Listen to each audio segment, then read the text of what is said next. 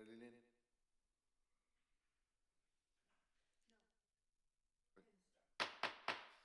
Good morning and Happy New Year to everybody. Welcome to the regular session of the an executive session of the Yuma County Board of Supervisors, also sitting as Special Taxing District, January 5th, 2026, 9 a.m. Board members will attend either in person or by telephone or remotely via electronic conferencing. Can we please stand for the Pledge of Allegiance?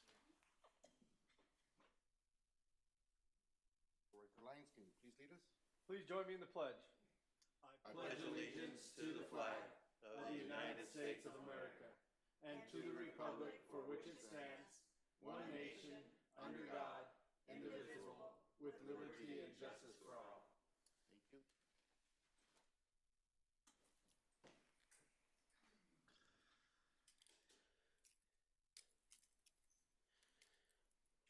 We'll move on to call to the public. Call to the public is held for public benefit to allow individuals to address issues within the board's jurisdiction. Board members may not discuss items that are not specifically identified in the agenda. Therefore, pursuant to Arizona Revised Statute 38-431.01H, action taken as a result of public comments will be limited to directing staff to study the matter, responding to criticism, or scheduling the matter for further discussion and a decision at a future date. Public comments may be made in person or submitted by email at publiccomments@yumacountyaz.gov. The email forms of public comments will be accepted until 8 a.m. The morning of the meeting, all public comments will be read out loud during the Yuma County Board of Supervisors meeting that starts at 9 a.m. Desiree, do we have any emails? We do not have any emails. Not, thank you. I do have some speaker forms. They're all for an agenda item. So when that item is, we get to that item, I'll go ahead and call unless someone wants to speak right now that needs to leave before we get to that item. Or anybody else from the public that wishes to address the board. Seeing none, I'll bring back to the board. And we move on to presentations, proclamations, and appointments. During this segment of the agenda, board members may discuss the presentations and proclamations and may announce appointments to the Planning and Zoning Commission and to the Yuma County Board of Adjustments. No legal action will be taken. Item number 1, Public Health Service District, presentation by Annette Lagunas.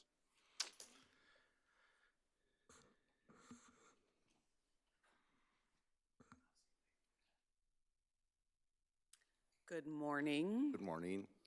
Thank you guys for having me. I am Annette Lagunas. I'm the Executive Director of the Humane Society of Yuma. So I just kind of wanted to chat with you a little bit today and tell you and show you a little bit what is going on in Yuma County with regards to the Humane Society and animal welfare in general. So our mission at the shelter is to reduce the number of homeless pets through adoption, rescue, and spay and neuter programs. That's really what our mission is at the shelter, and we try really hard to stick within that scope. Of course, we do step outside a little bit in some ways, but we'll talk a little bit about that here in just a minute. So I think it's important to mention that we are not affiliated with the Humane Society of the United States, ASPCA, Best Friends Animal Society, any other large organization. We are our own 501c3 nonprofit organization. The funding that we get is through grants, through fundraising, and through our municipal contracts. We do have contracts with Yuma County, City of Yuma, Town of Welton, San Luis, Somerton, the 2 Indian tribes, and MCAS. But nothing, again, nothing comes from any of the large organizations. We are not under Humane Society United States umbrella at all, or any others. So because we are a 501c3, we are governed by a board of directors. We have 8 at this point. It's 100% voluntary. We try really hard to get a cross-section of the community. They can sit up to 6 years on our board. The board of directors has 1 employee, and that's me, and I am the one responsible for oversight of the organization and day-to-day things that happen within the organization. The board of directors simply does the long-term mission and financial planning of the organization. I've been with the organization for 22 years now. I started out in the veterinary world as a veterinary technician, worked all through Yuma County, many places up in Phoenix before coming back home and starting at the shelter as the shelter manager. So this is about our shelter here in Yuma County. We are the only one in Yuma County that houses animals as a shelter in Yuma County. Everybody else are rescue organizations. Most of them are foster-based, and they don't have the facilities that we have. So 238 animals can be in, if there was 1 animal per cage, that's how many cages we have, is 238. That includes dogs and cats. We currently, at the time of this, which was about a week and a half ago, we had 306 animals on site. So as you can see, that's some kittens put together, mamas and babies. We try and double up dogs for their sake because they'd be very bored after a little while sitting in that kennel all by themselves. So we try to give them some sort of fun and playtime. Completely indoor-outdoor kennels. All of our dog runs, that building that you're looking at right there, those animals can go outside at any time. The outside part is really only closed down for a little bit, maybe August, late August, early September, but otherwise the dogs love to come and go in and out. Each one of those buildings, and there's 4 of them, are specialized air conditioning systems that have constant airflow being exchanged throughout the entire building. We follow what's called the Association of Veterinary Shelter Guidelines. So this is a national document that the state of Arizona came forward a few years ago and says we really want all shelters to somewhat follow these guidelines in the best way that we possibly can. So the Humane Society, and the reason I bring this up is the Humane Society is not just saying, hey, let's just do X, Y, and Z. No, there is an actual standard in which the Humane Society of Yuma tries really hard to follow. In addition to that, we try really, really hard to stay at the top of that standard and know what all of these other really large organizations are doing and what works and what doesn't work. So a lot of our programs, a lot of, the community cat stuff or microchipping, all of those things are nationwide standards that I and my team have brought here to Yuma County. So just for reference, 105 of those kennels are cats. So we still have, a considerable amount of kennels for both dogs and cats, even though we try not to bring cats into the facility. So this is a little bit more about the guidelines. So basically, they've been doing this for 24 years. They've been, every year or two, veterinarians from across the country who work primarily in shelters come to the table together, and they create these guidelines. The position statement basically says it doesn't work for every shelter and in every single situation that we have, but it's the best that we have and the best that we can do to create some sort of document that says, here's what we should follow. And they are veterinarians. These are people that, rather than going out and practicing in private practice, they have dedicated their lives to working in shelters and really helping those animals that have no place else to go. So some of the statements, and this is things that the reason I bring this up, that you all can go back, and if there's a topic that you're passionate about, feel free to go in there and look around to see what those are. You know, there's a lot of debate on early age spay neuter. We're talking like 1-pound kittens. We're talking about 2-month-old puppies. We're talking, very, very young animals. And that is a big debate. So there's all these there's many more than what I've listed here, but these are the things that we turn to when we have questions from our community and our supervisors, our councils, anything that has to do with any of the animals in our community and how we can do better as a county. So here's our intake. So 2012 is when we moved into the new facility. I hope you all have been there. It's a beautiful facility. We love it very much. If you haven't been there, and maybe you've been to the old one, it was on First Street in Figueroa. It was one big tin building, and it did great for back then. It's exactly what this county needed, but we needed to move on. We needed to have a better location for our pets. We needed to have a more humane place for them to stay. So at that time, when we moved, we were at 9,127 animals. The 6,814 is just through November. So as we all know, COVID was a curse and a blessing. For us, it was a little bit of a blessing. We were able to close down one entire building because people were staying home with their pets. They wanted to come and get a pet. If they didn't have one, they came and picked one up. We had a program where they could just drive up to the front. Staff brought the dog out on a leash. If they saw it online and they wanted it, they took it home. So there's been a lot of movement in the past few years, but we're going back up, and that's concerning to me. We're bringing in more animals than we should. I'll show you here in just a minute where we are currently in Yuma County as of the 23rd. Right here. So fiscal year 25. So this is July 1, 24, June 30, 25. 7,177 animals entered. It's too many for what we have and what we see, but it could be worse. Last year the county supported, and you guys continue to support, microchipping clinics, and a lot of those animals can get home through their microchips, and we are very grateful for that. We probably would have twice as many had we not had those microchips in place. Our animal control officers, your animal control officers, are able to now stay in the field. They can scan those animals and just take them home and not have all of that windshield time driving back and forth to the shelter. So we're really trying to create a program that works for you, works for us, and keeps the animals in the homes where they belong. So as you can see, 19% of those animals all came from Yuma County.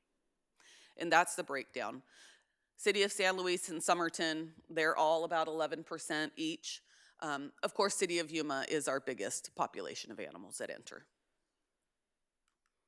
Oh, I just want to point out one thing. Strays.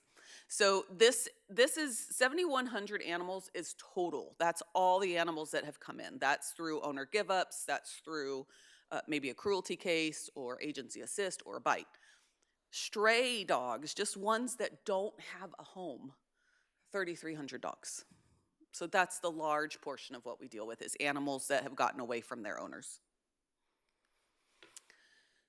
So what's required of counties, towns, cities, anybody who has an animal control program? There are laws on the books, most of them are state laws, maybe all of them, that there's a leash law. You have to have your pet on a leash. It has to be confined to your property.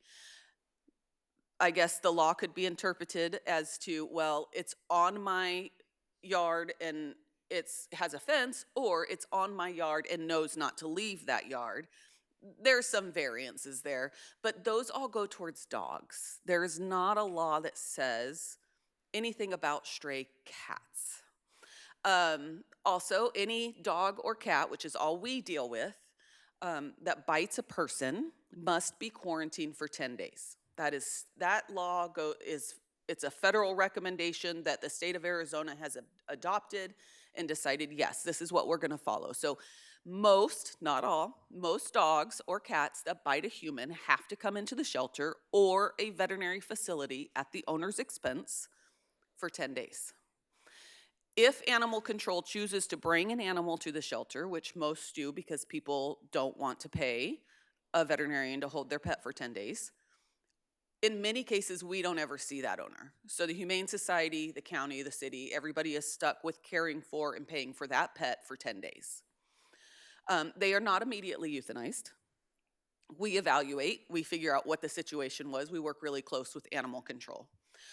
Most of the ACOs around the state will pick up sick, injured animals. They will go out and they will investigate or at least work alongside police officers to investigate animal cruelty cases.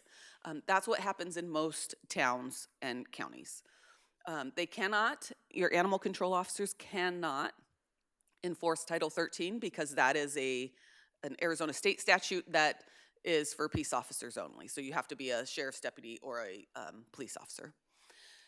Your statutory hold times, again, this is a requirement that we are required to hold each of those dogs that do not have a collar for 3 days. We have to do that by law. You have to provide that by law, which is why you contract with us. So you contract with us for that particular issue right there, the 3 days, the 5 days, or the 10 days. So caring for these animals has gone up a lot over the past few years. So you can see all of those services, that's for one dog to enter the shelter.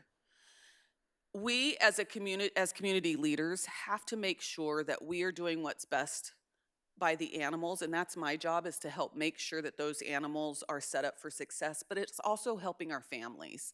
The more that we spay and neuter, the more that we require spay neuter, we require vaccines, and we provide those services to every animal that comes into the shelter, helps out there in the county as well.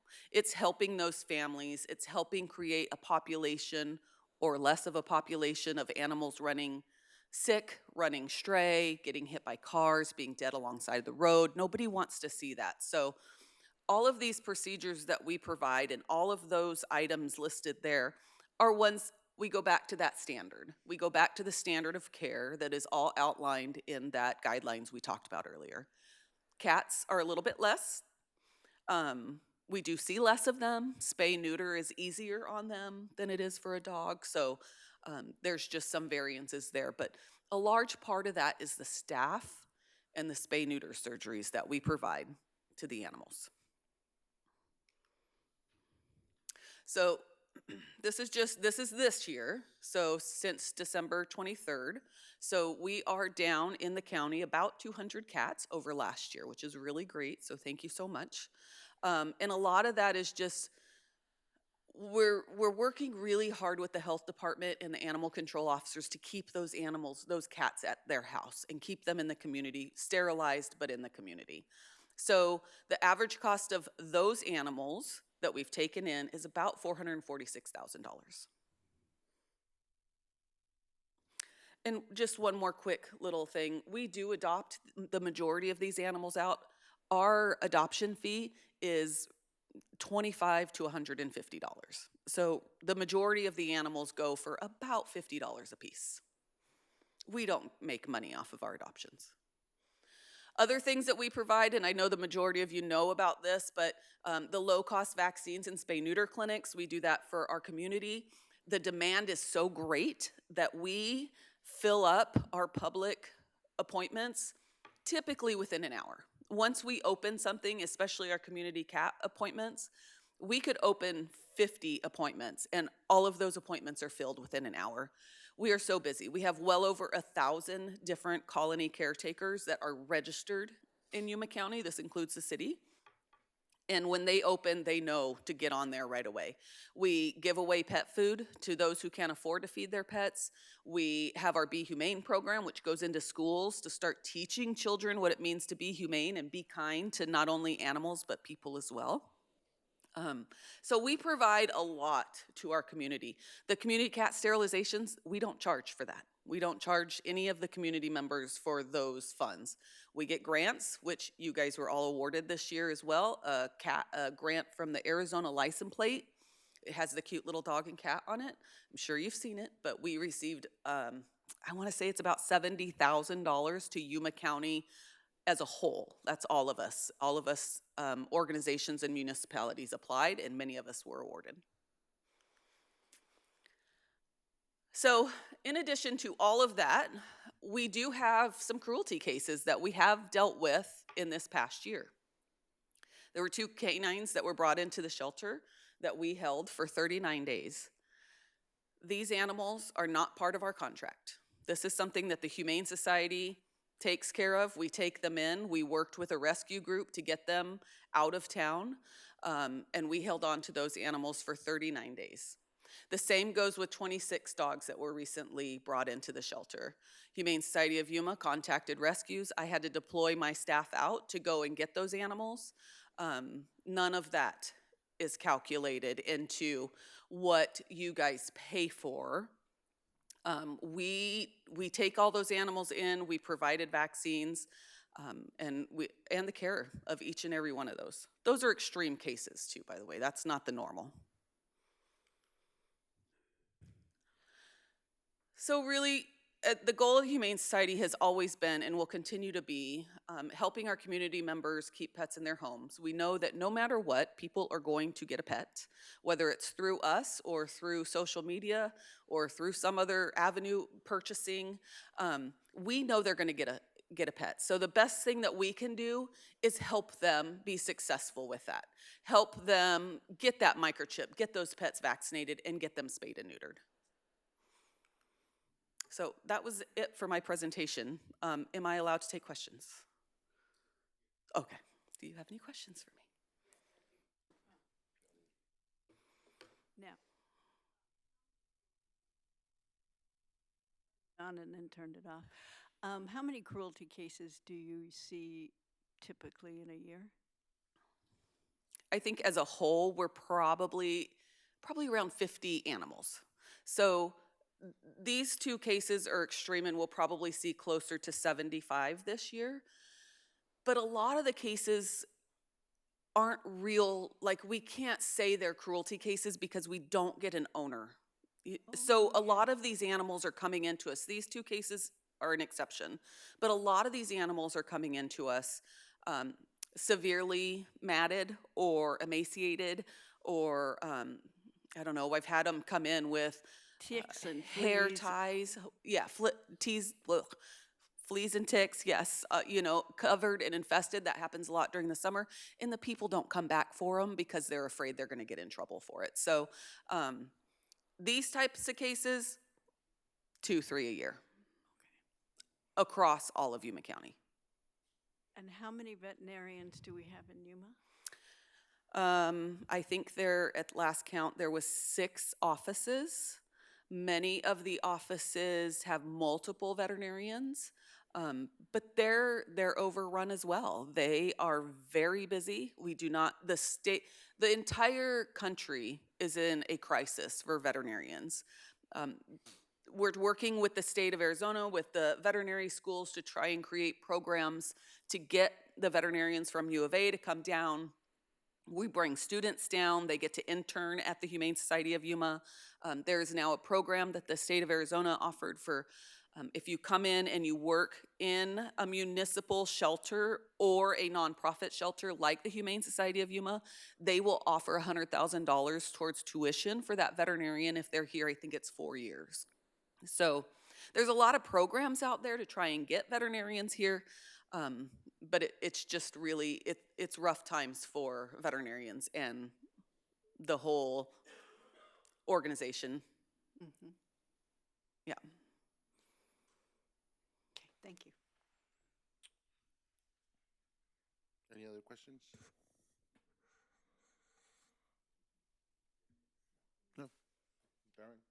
No. No. I have a question on it.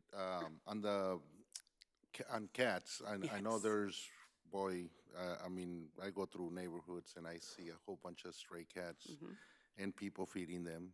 Mhm. Um, how can we get a better handle on that? Great question. So we've been battling this for, I'm going to say 7 years, that we've been working really hard to get as many cats sterilized as we possibly can.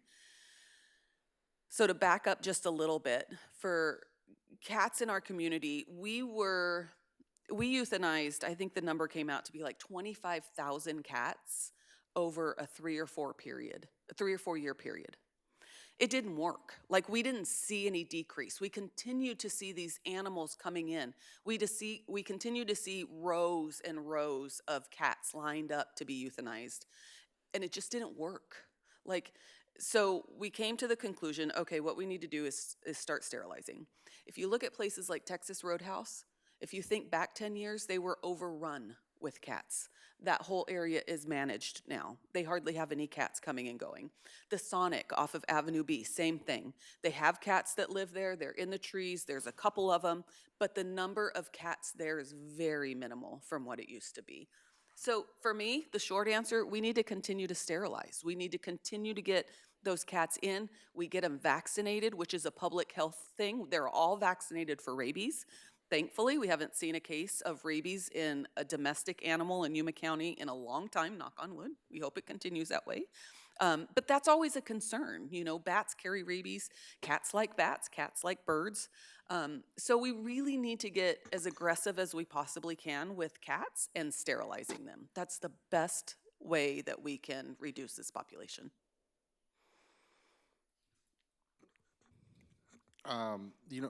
We've when we get the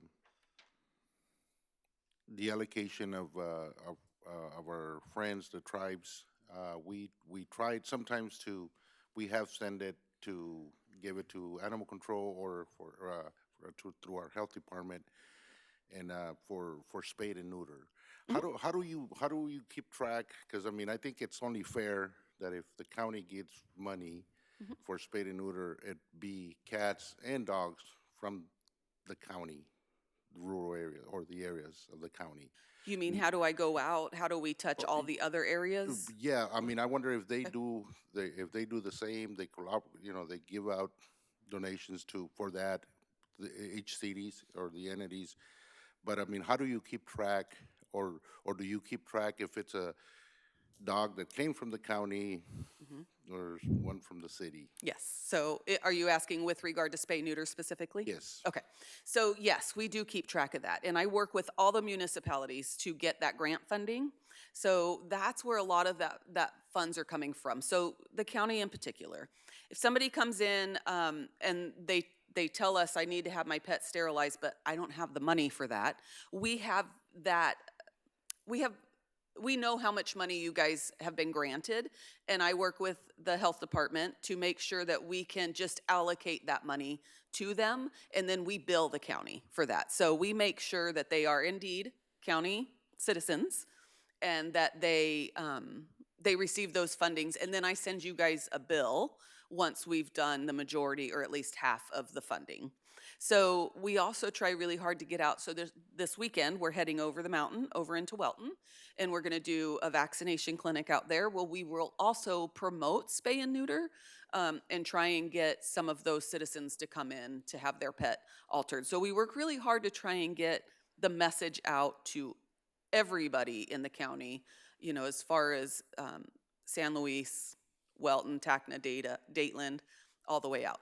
I don't know if that answers your questions, but we track it and we know exactly where that citizen is coming from. We require an ID. We require them to sign saying, yes, this is who I am, and I am in need of the funds. No, any other questions? Thank you, Annette. Thank you, Thank guys. you. I appreciate your time.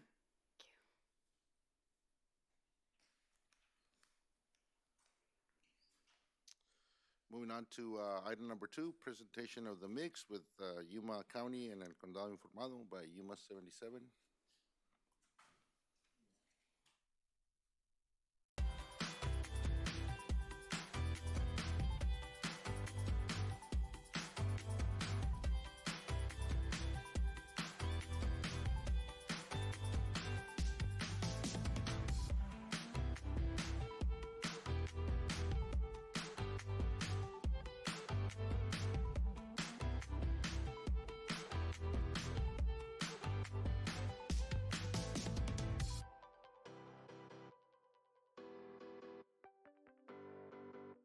Welcome to The Mix. The Yuma County Board of Supervisors held a long-term planning roundtable focused on fiscal responsibility and future growth. Topics included improving operational efficiency, developing 5-year plans, and kicking off the county's 2026-27 budget process. This meeting allows us to focus on innovation, responsible leadership, and fulfilling the board's vision of providing effective and efficient service to our growing community. Officials also reviewed updates on major building projects, procurement practices, and spending limitations. Board members emphasized forward planning, transparency, and responsible use of taxpayer dollars as the county prepares for future needs. A new emergency management building is now open in Yuma County, strengthening the county's ability to respond to natural disasters and public safety emergencies. The facility is designed to improve coordination among local, state, and federal agencies during critical incidents. Officials say the building will enhance communication, planning, and response efforts, ensuring faster and more effective action to protect residents. Before, we were about 20 minutes away from the Emergency Operations Center, which is housed at Yuma County Public Works. It's not a stand-up EOC, it's a multi-purpose room. It's used a lot of times for training and meetings, but we can stand that up probably within 30 minutes with the assistance of county personnel and our volunteers. We're 30 seconds from the EOC now. We're right next to it, so we're able to go in there if there's an emergency and handle that situation, start the setup process 20 minutes earlier. The opening marks a major step forward in county-wide emergency preparedness. The Yuma County Library District is encouraging residents to stay connected in 2026. The library invites the public to sign up for its newsletter for updates on new books, ebooks, audiobooks, movies, music, and programs. Patrons can download the YCLD mobile app to manage accounts and place holds. The library website highlights featured resources, including LinkedIn Learning, test and career prep, and programs like Winter with Booker Bear. A free library card keeps residents connected year-round. And the library recently served as a backdrop for some holiday fun. Yuma County employees and their families attended a free Photos with Santa event at the Yuma Main Library. Hosted by Yuma County Human Resources, the event featured holiday treats, crafts, and a special appearance by the Grinch, with photos provided by a local photographer. Before we go, a reminder of an important date. Most county offices will be closed Monday, January 19th, in observance of Martin Luther King Jr. Day. Offices will resume normal business hours on Tuesday. Thanks for tuning in. Residents can catch the latest episode of The Mix by visiting yumacountyaz.gov and navigating to the VOD section. You can also head over to the Yuma County's official YouTube channel. English episodes are available under the Mix playlist, while Spanish-speaking viewers can find the Spanish version under El Condado Informado. Both platforms offer access to current and past episodes. ¿Prefiere ver The Mix en español? No se lo pierda. La versión en español del programa está disponible bajo la lista de reproducción El Condado Informado en el canal oficial de YouTube del Condado de Yuma. Gracias por acompañarnos. That's a wrap on the episode of The Mix. Up next, we'll bring you our very first State of the County celebrating how far we've come and look ahead to 2026. Happy New Year.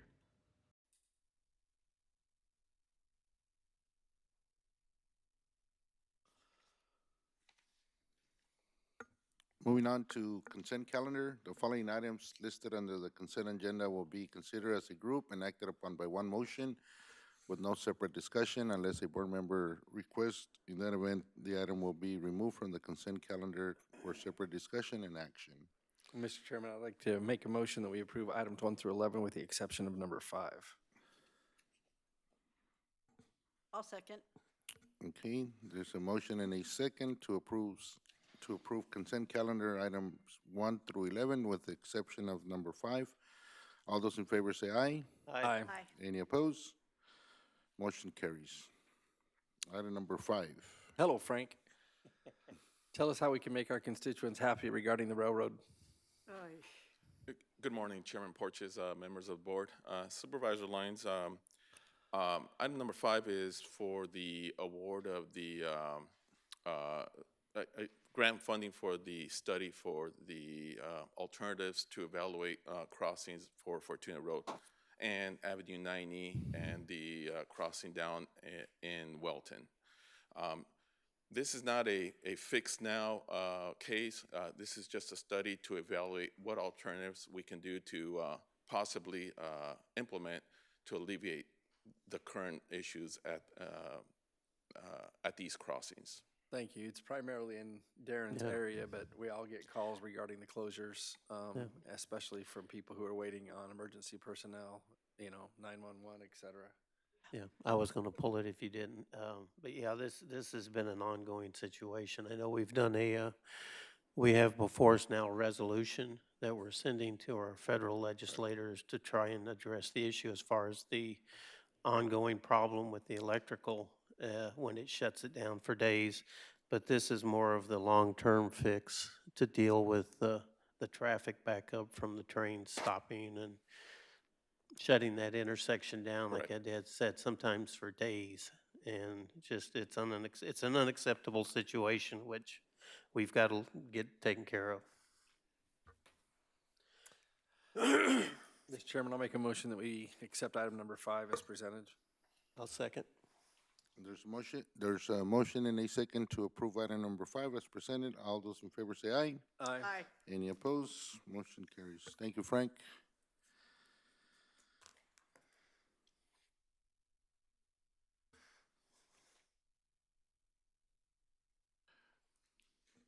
Moving on to planning and zoning agenda.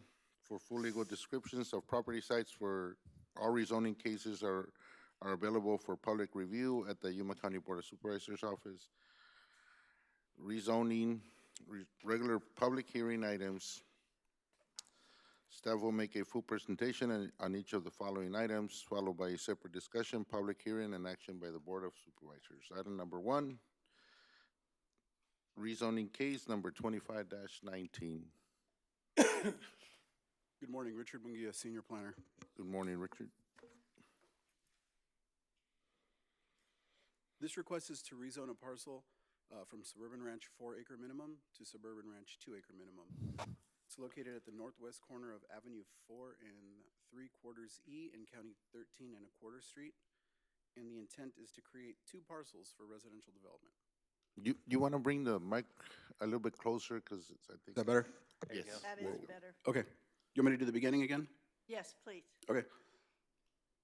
This request is to rezone a I'm parcel. sorry. Oh, that's all right. I couldn't hear you, that's all. Okay. From Suburban Ranch 4-acre minimum to Suburban Ranch 2-acre minimum. It's located at the northwest corner of Avenue 4 and 3/4 E in County 13 and 1/4 Street. And the intent is to create 2 parcels for residential development. The subject property is located here in the crosshatch. It's zoned SR4. The property in green is SSB 5, suburban site built 5-acre minimum. Yellow is SSB 2, blue is RA 5, and the tan is SR 4.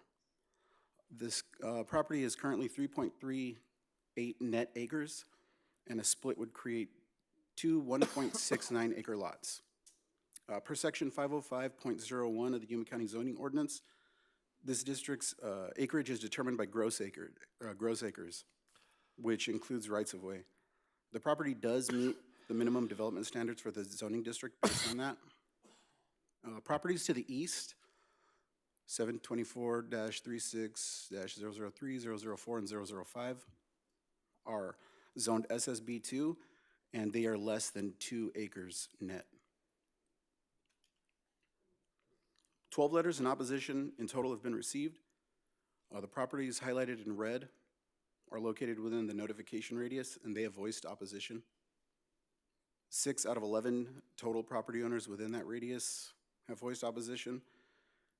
So that's 54% of property owners by number and 82% by area. And so that will require a supermajority for approval. This is the site plan provided by the applicant. It shows the property split into 2. The red line is the approximation where the proposed property line would be, with access off of Avenue 4 and 3/4 E for both parcels. If this was to be approved, it would increase the number of lots in the neighborhood by 1. The applicant has stated that the intent is to split the property to build 2 homes for family members. This is an aerial photo of the property. It has access off of 4 and 3/4 E.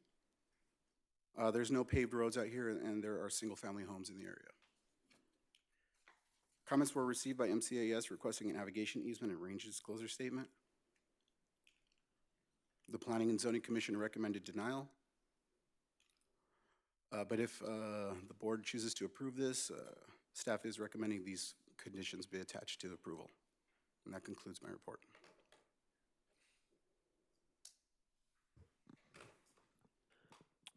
Any questions for staff? How many 2-acre parcels? Mike, this is not my computer, this is Dave's, and it went back to the screensaver, and I can't look it up. How many of those, how many are 2-acre parcels out there in that area, that section?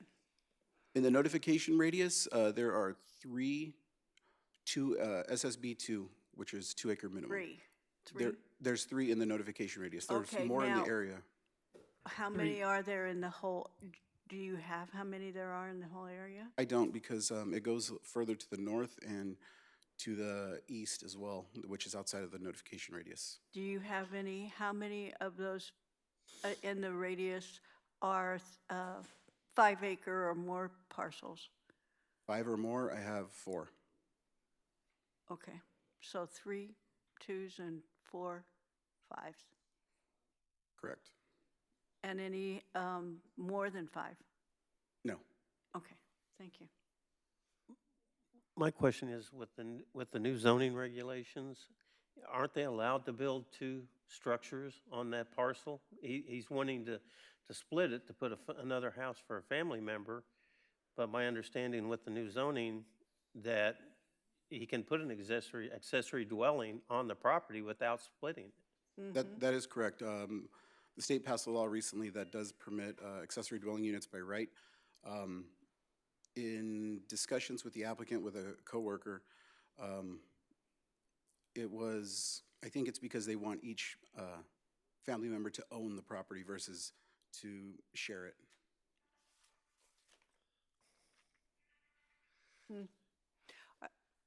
Mr. Chairman, are there any restrictions on an accessory dwelling? Yes, there. As size-wise is what I'm thinking. Yes, it's 75. I believe it's 75% of the existing or proposed main home, or 1,000 square feet, whichever is less. Okay. Thank you. Another question I've got, with the new zoning regulations that the state passed, if we split this, how many could he have on each 2-acre? Everybody in this area would be allowed to have, based on the size of the properties, I believe it's a total of 4. I think it's 2 accessory dwelling units, the primary dwelling unit, and 1 additional accessory dwelling unit that must be attached. So by splitting it, we're opening this up to 8 possible That's dwellings. correct.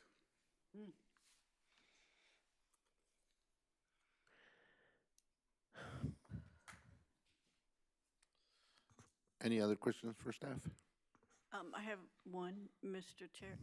Do we know what the water table is out there, and if the water table has gone down, or if the wells are having to be sunk deeper? Do you have That any indication of that? I don't have that information, unfortunately.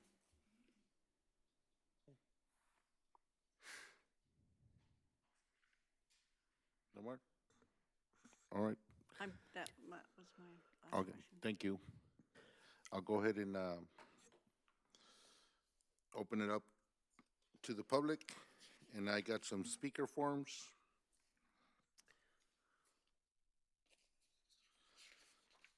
I'll start with David Daniels.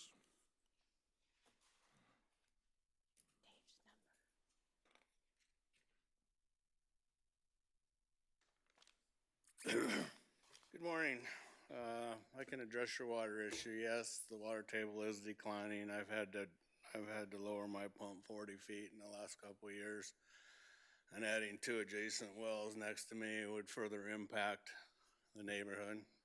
Thank you. And You need also, to the way they introduce- have it divided, the lot's only 234 feet wide, so they'd be 217-foot lots.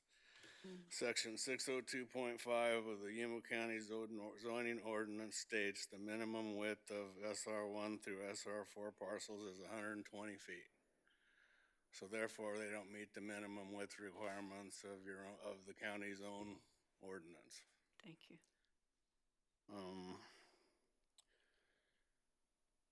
Guess that's all I got. But the water table has been dropping, so I had to lower my pump 40 feet like 2 years ago. Okay. Can you just state your name and address, please? David Daniels, 13240 South Avenue, 4 3/4 Z. I'm the lot just to the north. And they also have 23 feet of the easement inside their existing fence that they're encroaching on. On your property? No, on the south side of their property, their fence is 23 feet into the existing easement. So they're kind of counting part of the easement as part of their property. That's that road, huh? Yeah, well, Okay. it should, it should be over 23 feet, the fence line to the north. Oh, got it. So, Okay. thank you. Thanks. Don't Thank you. think I totally understood that, but.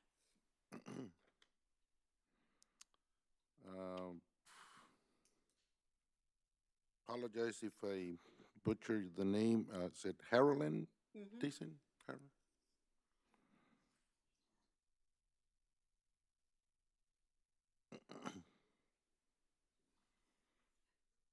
Hello. Hello. Do you want me to tell you where I live or? my Yeah, your address? Okay. name and address. My address is 4679 East County 13 and a half.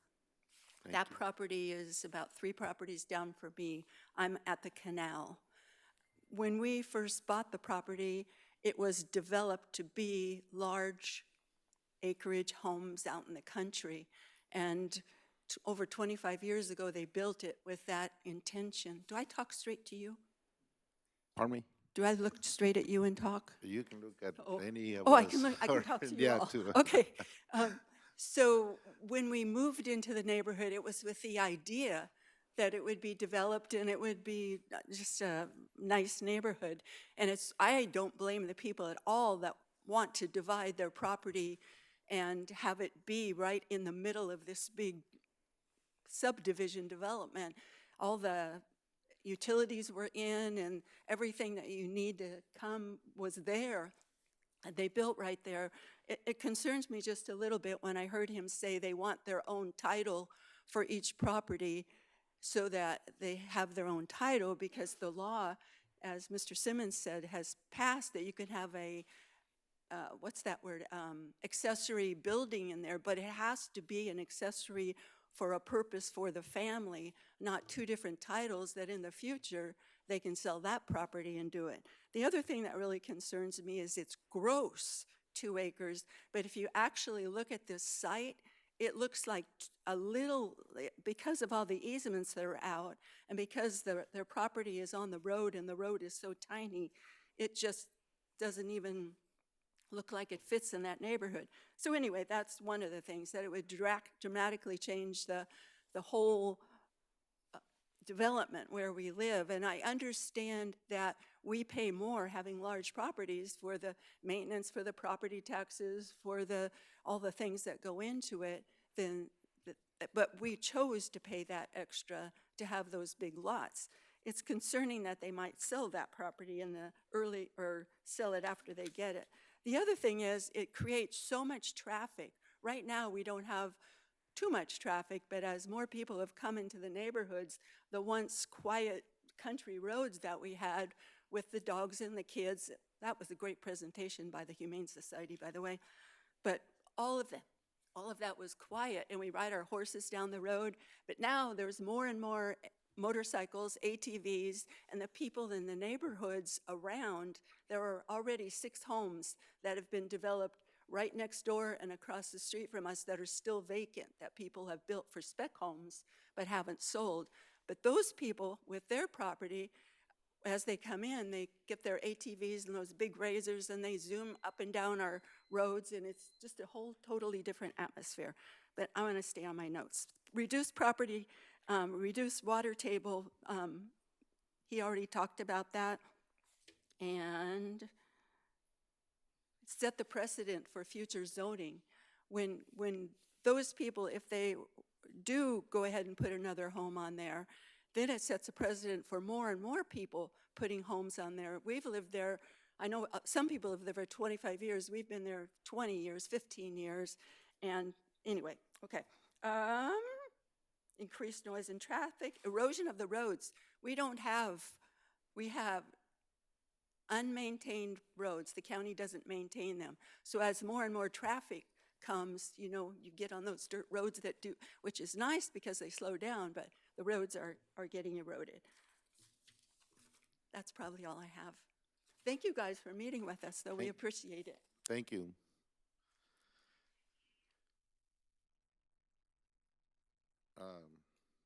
James McDonough? McNeil, I mean.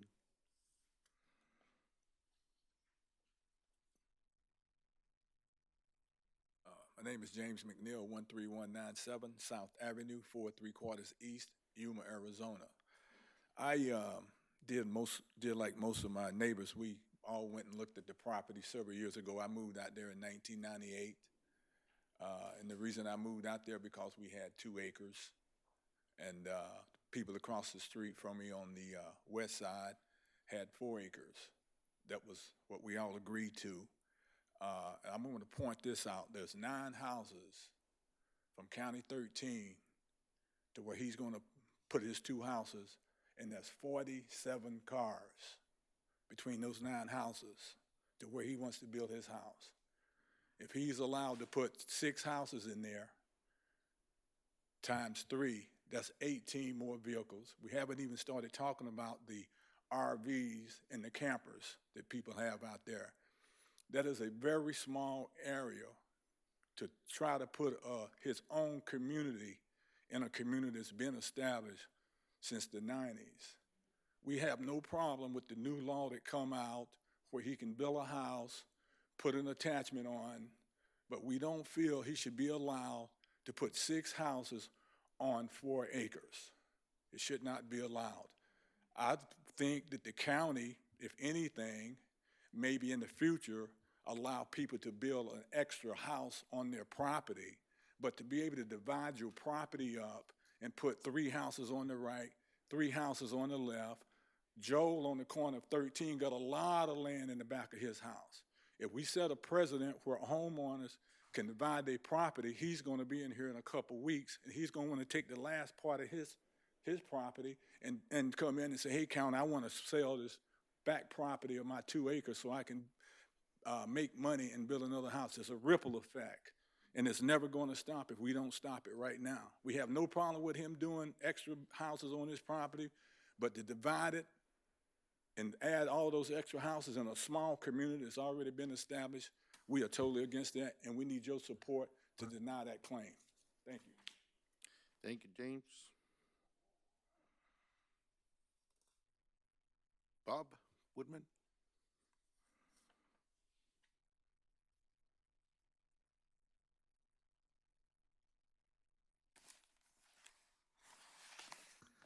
Bob Woodman, 13388 Avenue 5E. I have the property, the RA5 property. It looks gray to me, not blue, but I spoke in opposition to it at the commissioners meeting. I didn't send a letter in opposition till last week.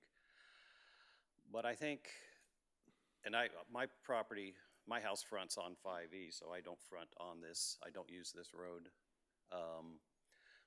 But I think this whole area was developed for these, at least the 80 that this was the parent property.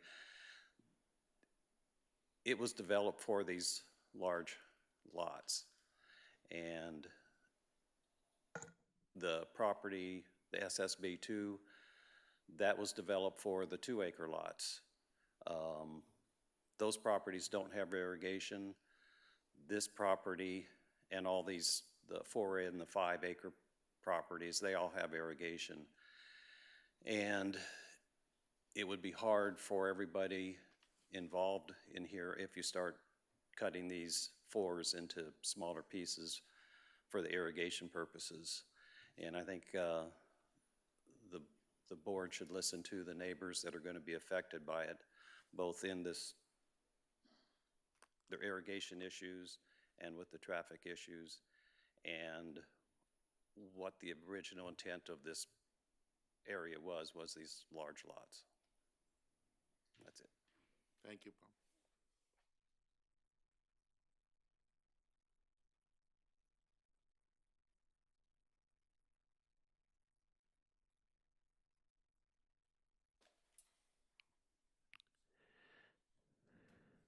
You see, thought it was an E. Scooter?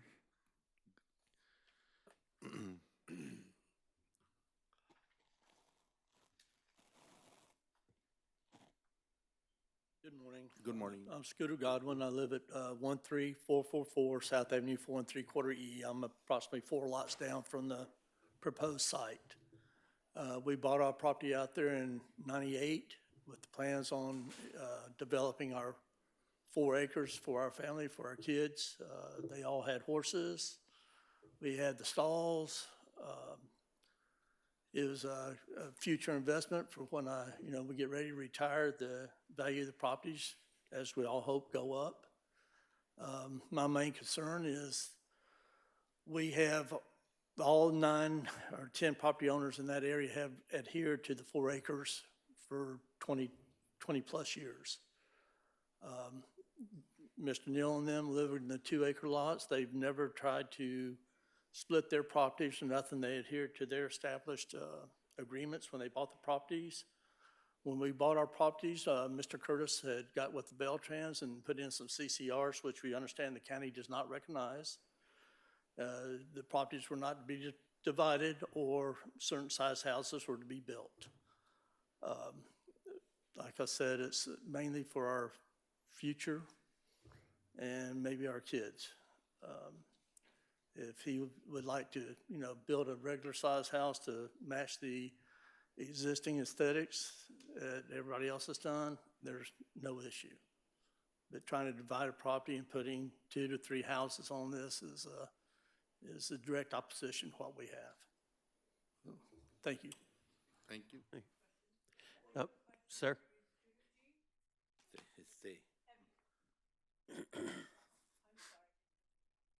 Godwin, Godwin, Godwin. Godwin. Yep, G-O-D. God and win. Just the well has dropped some. I've had to lower my pump about 20, 25 feet in the last 5, 6 years. Yep.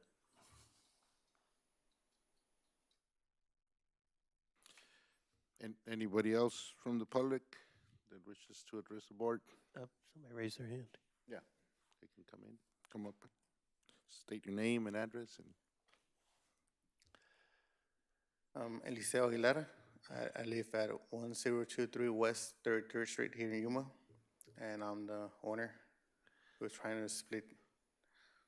And I'm here for any question you guys have.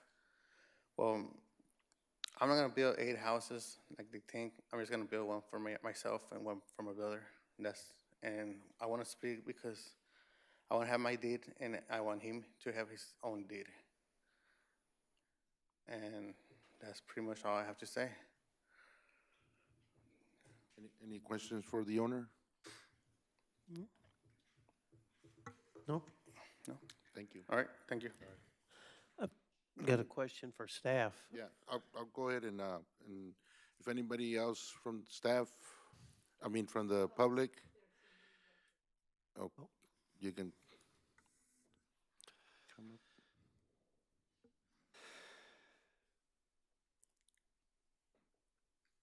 Morning. My name is Cesar Aguilar. I live in 13497 East 52nd Street in the foothills. I'm the brother. I was going to say that, we would like to have the opportunity as well to live in the counties. We love the peace that everybody tends to be saying that they like, and we are looking for that. We just want to say we're not trying to expand and make it a residential zone like the rest in Yuma, but if you go down a little bit south, they are building a lot of houses over there. So I just want to say, what's the difference between that being developed and us trying to develop that? I believe that is causing a major irrigation system to go down as well. We're only building 2 houses. If you go down a little bit south, there's about 10 houses being built already in, I believe, 1 acre lots. So I want to imply to the public, what's the difference between that contractor building that and us actually trying to live there? Thank you. Thank you. Anybody else from the public? Seeing none, I'll go ahead and close the public hearing and bring it back to the board.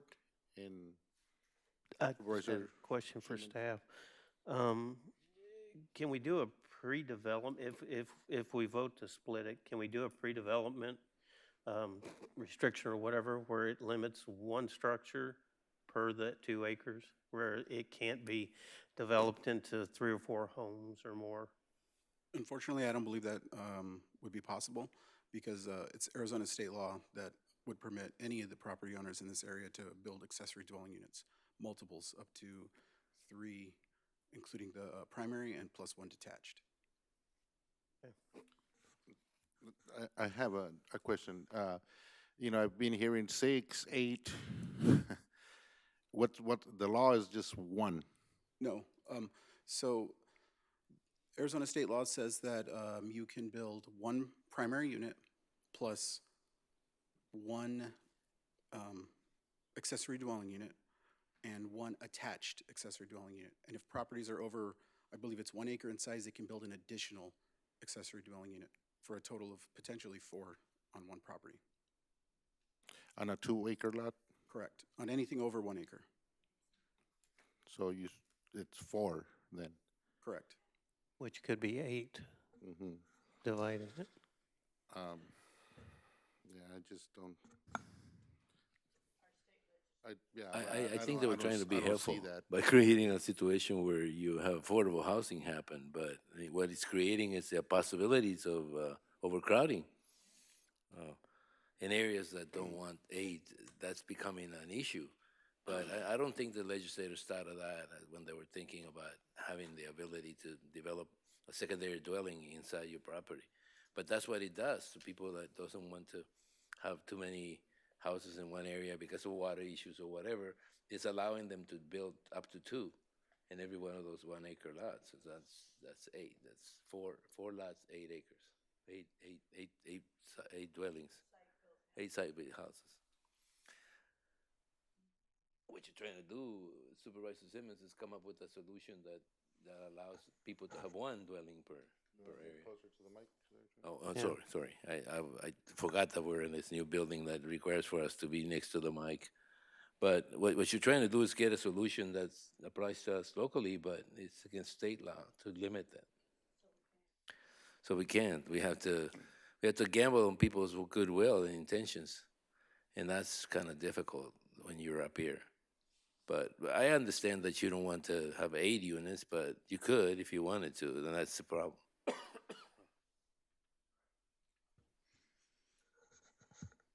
Mr. Chair, Yes. may I make a statement? So any of those properties out there that are 2-acre parcels could have up to 8 houses on them? No. Or- It could I have, mean, up to 4. correct. Okay. So, okay, got it. 4 on each one? That is Okay. correct. Okay. And there's no restrictions that we can do locally to prevent that from happening? We cannot prevent, as far as I'm aware, state law says that the county is not allowed to prevent them from building the accessory dwelling units. We are allowed to regulate some of the development standards. And that's it? Okay, thanks. Correct. And I think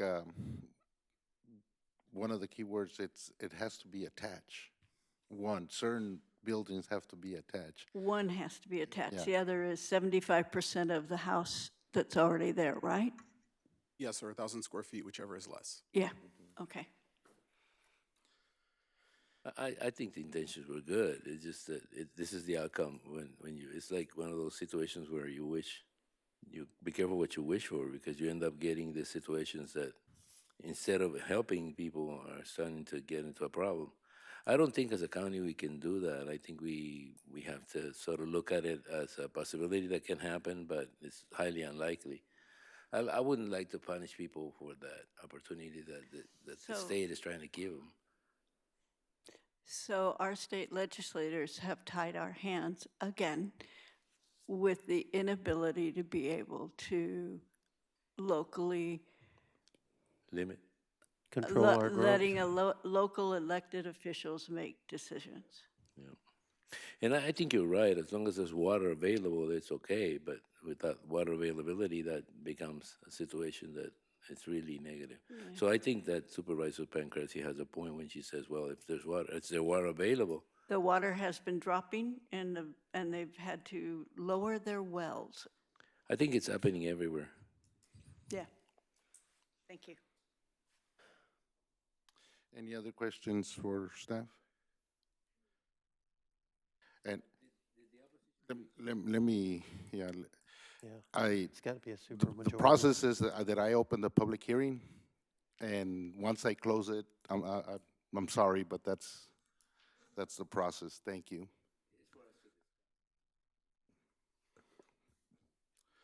So, no more questions for staff again, or any?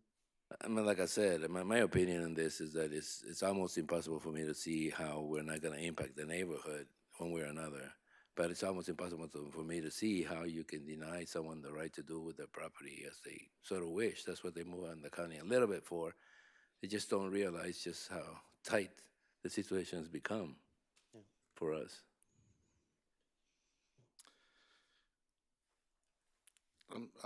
Thank you.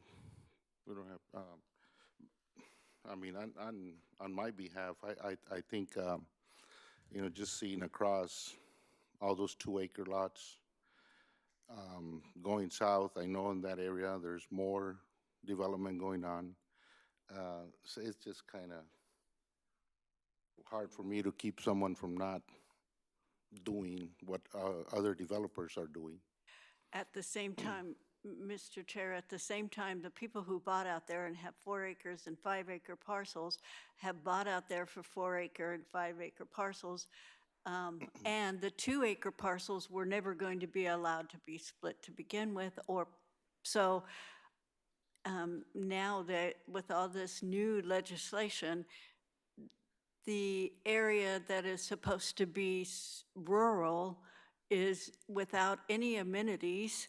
So you're on a well and you're on a septic and you're on a dirt road, is getting, has the possibilities of getting extremely overcrowded. So I'd like to make a motion to deny. I want to ask a question from staff, from legal staff. What is the requirement for a subdivision? 4, 6, minimum of 6 lots, and then it becomes a subdivision? You have to provide, what is it, 5? Oh, sorry, Maggie. Yes, Chairman, Supervisor Reyes, that's a question for staff. Oh, it's a question for staff. Okay, staff, what's development staff? It's not a legal question. How many before we become a subdivision? And Thank you you, have to Mr. provide Chairman. all Maggie this. Castro, Planning and Zoning Director. So state law requires that the creation of 6 or more lots require compliance with these subdivision regulations. Just want to make sure before we vote that we understand that once they can develop 8, but 6 will be the maximum they could do before they start to have to pave and they have to provide certain services in there. But on each lot, they can have 1 accessory dwelling, 1 accessory dwelling attached, and 1 more, correct? Mr. Chairman, that is correct. Yeah. The intent of this rezoning case is to split the property into two 2-acre lots. Now, once you split those 2 acres, each 2-acre property can have up to 4 dwelling units. However, everybody in that area, not just the subject property, but the properties zoned SSB 5, SSB 2, RA 5 can now have that same allowance. A primary dwelling unit and up to 3 additional accessory dwelling units, provided they are over 1 acre in size. So right now, anybody that has a property that's over, well, that can be split, without going through the process of subdivision. How many subdivisions have we approved in that area? Do you remember? Mr. Chairman, in this specific area, there are no subdivisions. However, the properties to the north along County 13th Street, the northwest corner of County 13th Street and Avenue 5E, there is a subdivision that was developed there with 2-acre lots. I agree with the supervisor, with the chairman, that it's like with the horses left the barn. I mean, it's everybody can do it. Thank you, Maggie. Mr. Chair. Mr. Chair, Maggie, if it, may I ask, if it's a 4-acre parcel and they can have an accessory dwelling, an attached accessory dwelling, and an additional accessory dwelling, correct? That if they had a 4-acre parcel, they could have those 4 houses on it? Correct. Okay, and each 4 or 5-acre parcel could have all those accessory dwellings without having to do a lot splits? Mr. Chairman, that is correct. Okay. Any parcel that is 1 acre or larger, if they are zoned residential, which SSB 5, RA 5, SR 4, SSB 2, any residential zoning district can have a primary dwelling unit, an attached accessory dwelling unit, and another accessory dwelling unit. If the property is 1 acre or more, they can have an additional, a 3rd accessory dwelling unit. Okay, and so if they wanted another house on that 4-acre parcel, they could do that and put it in both their names, and so both houses would be in both their names without having to split the property into 2-acre parcels where they would end up with 8 houses on it, or could end up with 8 houses. They don't intend to, but in the future, it could end up with 8 houses on it. Mr. Chairman, that is correct. If I remember right, I believe that the purpose of rezoning and splitting the property also has to do with financing and obtaining a loan on the property, but I'll let the applicant answer that. Mr. Chairman, just pulling up the picture, the aerial picture of this, back in '98, I guess, when the subdivision or the area was platted or put into place, looking at the 2-acre parcels, every house is just pretty much centered in the middle of the 2 acres, and then the 4 acres also, you look at, they're pretty much centered. Well, everything around there is pretty much, centered on the property as it was designated originally. Like I said, these people bought with that in mind, and now we changed the rules, or the state has changed the rules to where it just, to me, it just doesn't look like it would fit as far as what's around there. Agreed.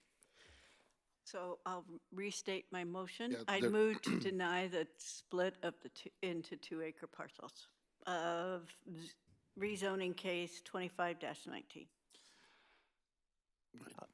I know there was a motion. I just want to make a comment. We sit here to make decisions on case-by-case basis, because I've heard it before.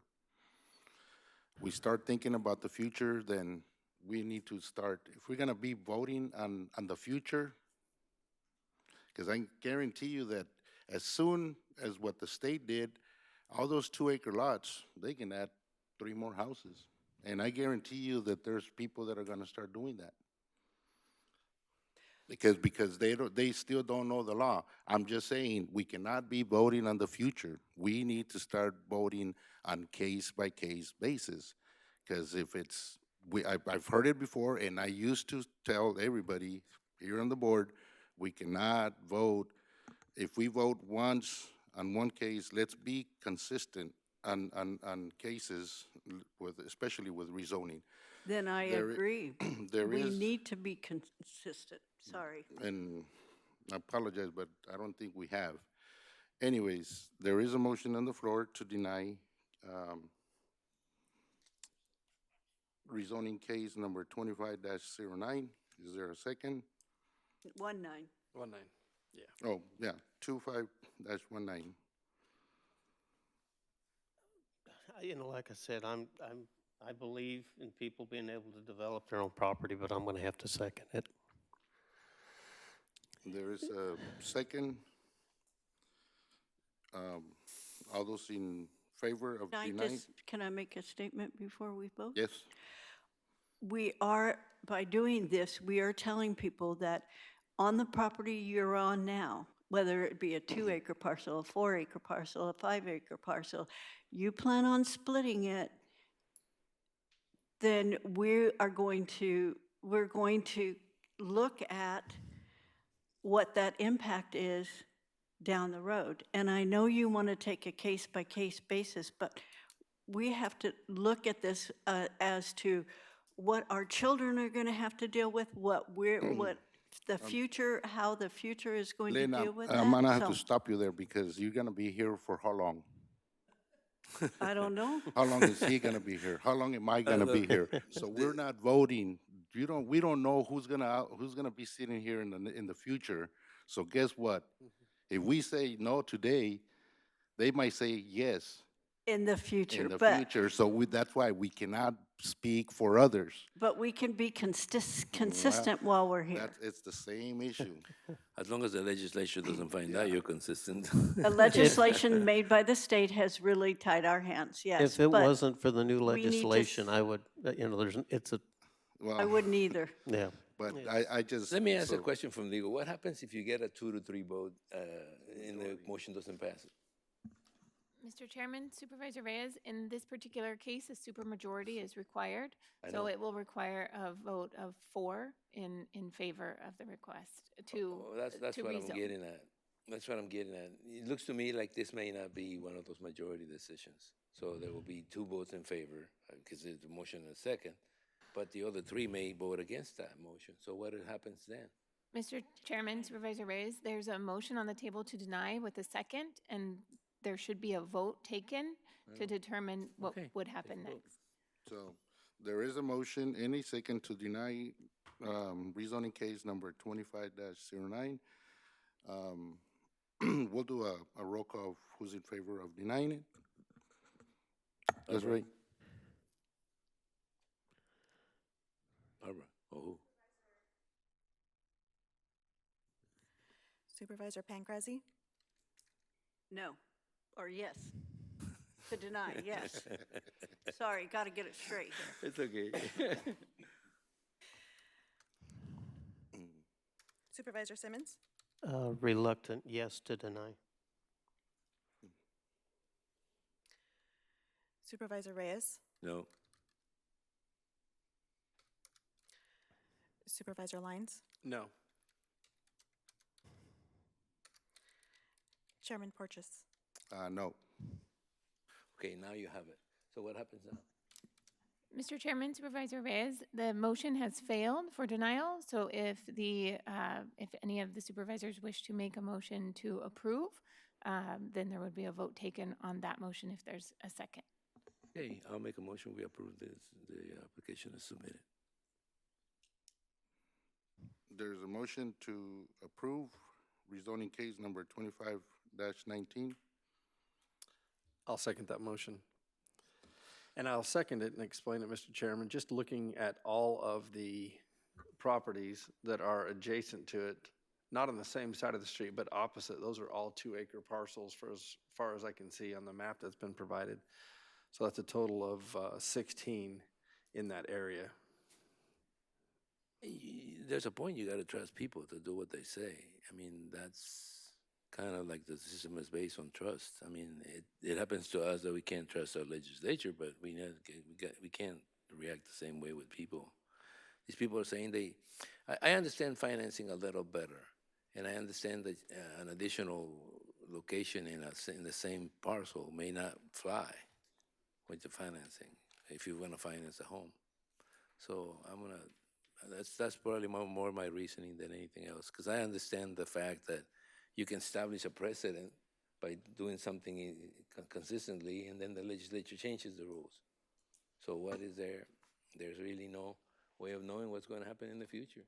So you vote each case as it comes. Okay, we'll go ahead and do a roll call.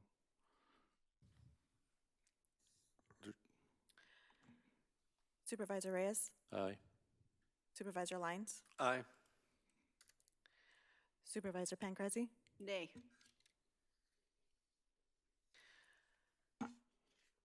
Supervisor Simmons? Nay. Chairman Porches? I'm gonna go ahead and explain my vote. I've seen many cases of rezoning, and sometimes they've been voted down, but the majority of the time they've been approved. Once the legislators passed that law that permits 1 acre lots to do dwellings on their property, it just opened the door for many. And so, like I told Supervisor Pancrezi, I'm not gonna vote on the future because I might not be here even tomorrow. So I like to vote on a case-by-case item, and so my vote is no. I mean, yes, to approve the rezoning case.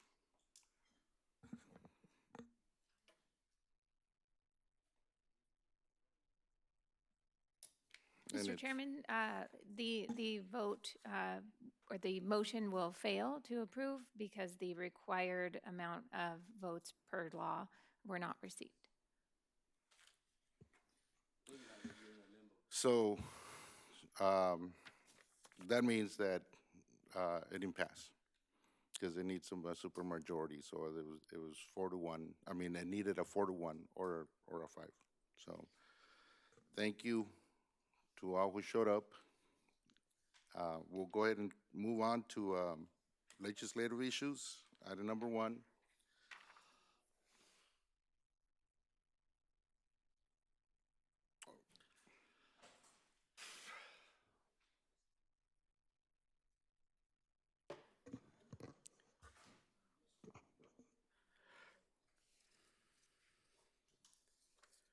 Good morning, Mr. Chairman, members of the board. I'll give you the first legislative update of the year. So as we head into the 2026, legislative session, the Joint Legislative Budget Committee provided the legislature with a nonpartisan, analysis of how state revenues are performing compared to budget projections as of November 2025. In November, the state collected about $1.09 billion in general fund revenues. That's slightly below last year and about $152 million under what was projected in the budget. Even with that dip, the broader picture remains positive. For the fiscal year so far, revenues are still up nearly 3%, and the state remains about $184 million ahead of forecast. Most of the shortfall came from individual and corporate income taxes. Analysts believe that this is largely due to timing issues such as withholding disruptions and higher refunds rather than a weakening economy. Sales tax collections continue to hold up. Retail spending and restaurants are growing, but construction-related taxes declined by nearly 9%, driven primarily by slower residential construction.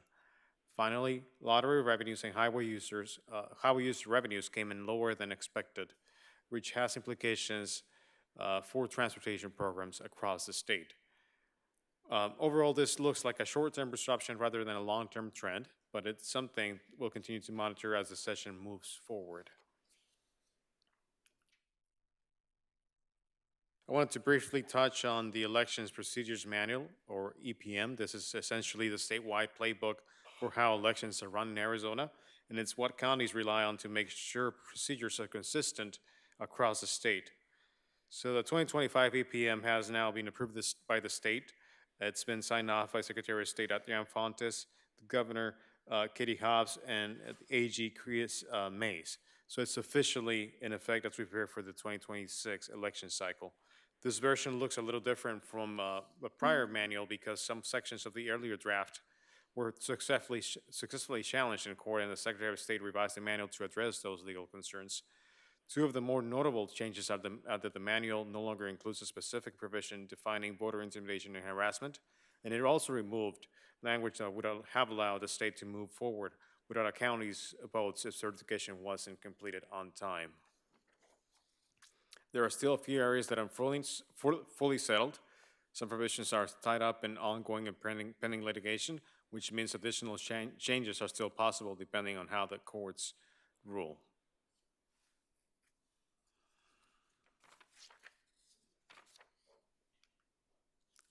And moving on to the federal side, the Centers for Medicare and Medicaid Services has announced a new $50 billion federal investment aimed specifically at improving health care in rural communities across the country.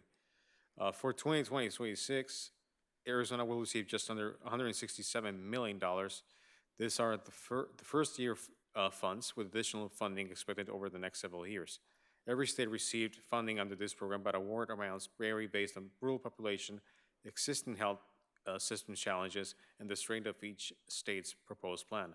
The funding is intended to expand access to care in rural areas, strengthen the healthcare workforce, and modernize facilities, equipment, and technology, including telehealth. Also, on the Mexico and border affairs section, just to make sure we cover that. The San Luis Port of Entry expansion and remodeling construction keeps going forward.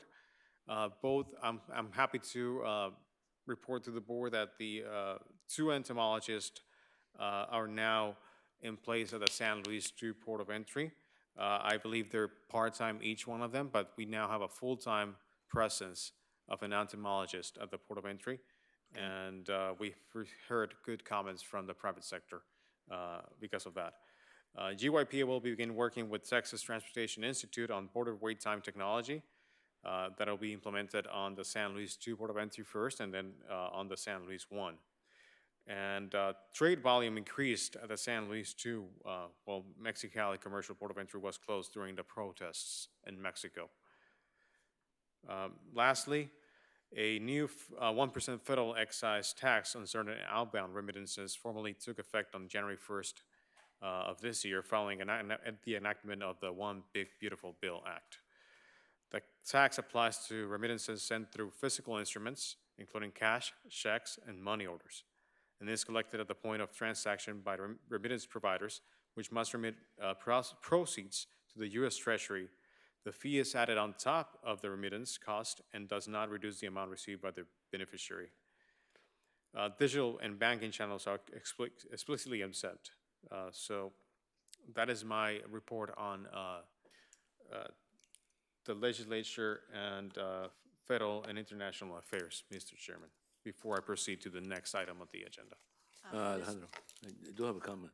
I just heard that Governor Sonora is going to be in town, San Luis Rio Colorado, today, and they're going to be discussing the border crossing. The reason I bring this up is because they don't have the decency to let us know they're going to be in town to discuss that, because they don't understand what county government is. So somebody needs to tell them, hey, whenever something's happened with the border, it impacts the whole county, not just San Luis. And I didn't even know if the San Luis people were invited, but I know that he scheduled a first meeting today.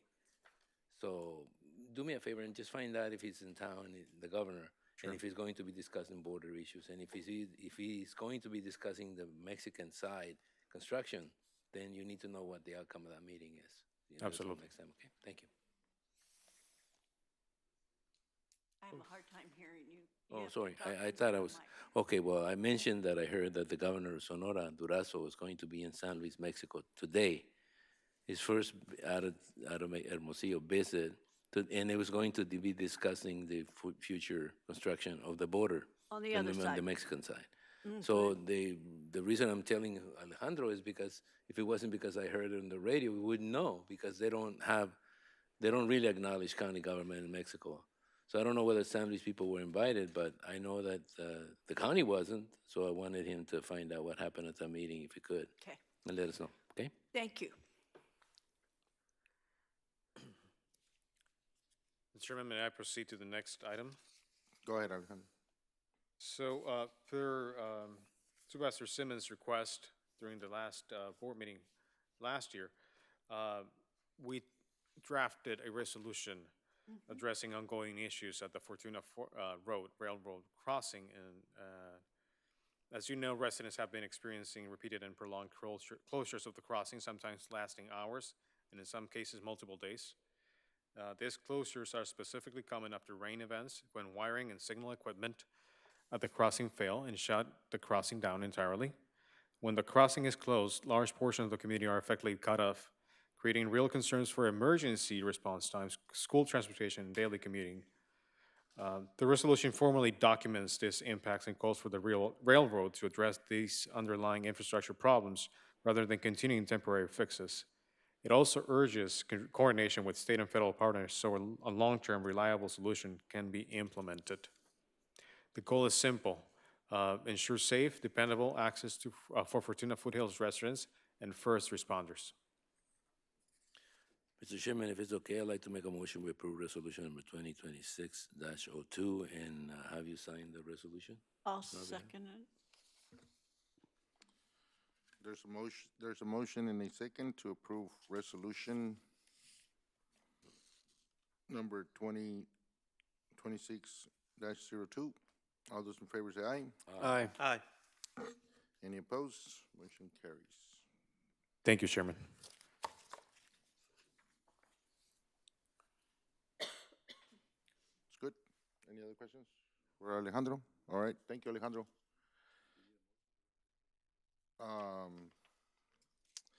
Yes, we need a motion to go into executive session. Motion to go into executive session. I'll second it. There's a motion and a second to go into executive session. All those in favor say aye. Aye. Any opposed?